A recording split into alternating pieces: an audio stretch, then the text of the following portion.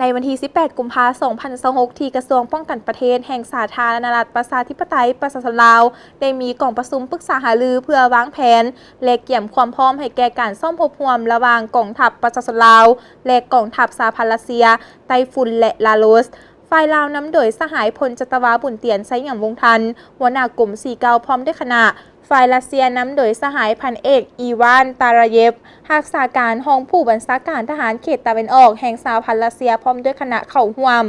ในกล่องประชุมได้ปรึกษาหารือเกี่ยวกับขั้นตอนรูปแบบการซ่อมรบและการประสานงานระหว่างเรารบต่างๆเพื่อให้มีความเป็นเอกภาพในการแลกเปลี่ยนเทคนิคยุทธวิธีการสู้รบในภาคสนามและการนำใช้ยุทโธปกรณ์ที่ทันสมัยและเพื่อหัดแน่นความสามัคคี